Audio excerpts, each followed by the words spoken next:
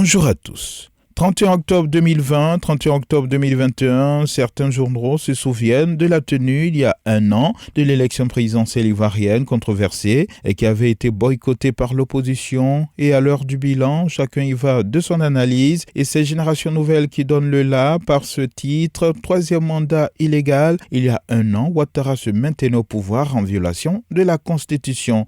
Expliquant visiblement la position affichée il y a un an par l'opposition, l'héritage indique comment le viol de la Constitution a entraîné la désobéissance civile. Le bélier intrépide des dernières heures monde se rappelle, que quelques jours après, c'est-à-dire le 3 novembre 2020, un blocus avait été instauré par le pouvoir autour du domicile de Bédié, le président du PDC-RDA, dont le calme et la sérénité ont permis, de leur avis, d'éviter le pire aux Ivoiriens. Ses confrères reviennent aussi sur cette journée et rappellent la liste des personnalités arrêtées ce 3 novembre 2020. Pour ce bilan, le patriote a décidé de donner la parole aux jeunes qui regrettent, selon le confrère, leur participation au boycott actif lancé par l'opposition. De Bouaké à Ouélé, en passant par Béoumi, Prikro et Mbayakro, tous jurent de ne plus se laisser manipuler, rapporte ce journal. Activité du nouveau parti de l'opposition, le PPACI, le Parti des peuples africains Côte d'Ivoire, dirigé par l'ex-président ivoirien Laurent Gbagbo. Celui-ci parle au peuple burkinabé pour la première fois depuis son retour, signale le quotidien d'Abidjan, et morceau choisi des propos adressés aux Burkinabés.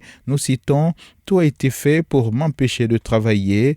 Je suis là et déterminé à continuer le combat. Traversons les frontières et unissons-nous. Fin de citation.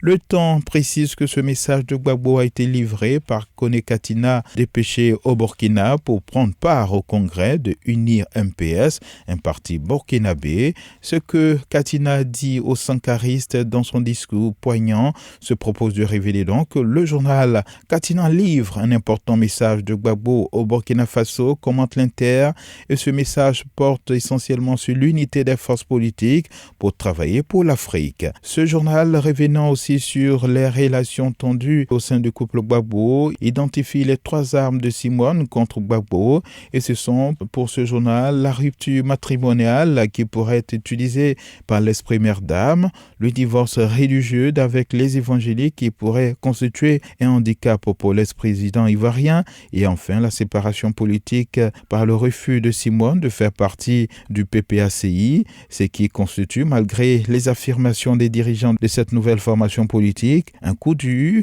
puisqu'elle part avec ses partisans dans ces moments où Laurent Gbagbo a besoin de ratisser l'âge. Économie, notamment au niveau de la transformation du cacao, Fraternité Matin rapporte que le Premier ministre Patrick Kachi a procédé hier à l'inauguration de l'extension de l'usine d'une multinationale américaine opérant dans le pays. Avec cette extension, cette société située à Yopougon porte ainsi sa production de broyage de fèves de cacao à 160 000 tonnes par an, indique Soir Info, ce qui fait d'elle la plus grande usine d'Afrique au niveau du broyage de cacao, informe Le Temps et Le Matin, qui rapporte qu'à cette inauguration, le Premier ministre Patrick Kachi a prédit que l'économie ivoirienne sera l'une des plus dynamiques d'Afrique, avec ses opérateurs du secteur cacao, et car, selon les précisions du chef du gouvernement, le cacao contribue à hauteur de 20% du PIB, du produit intérieur brut de la Côte d'Ivoire, et mobilise près de 20 millions de producteurs,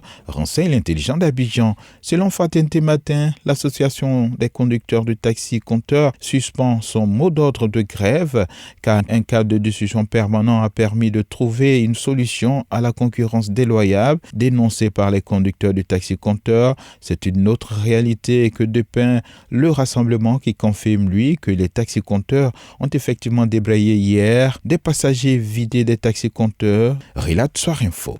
À vos journaux et bonne lecture à tous. Radio de la paix. Se parler, s'écouter, se comprendre.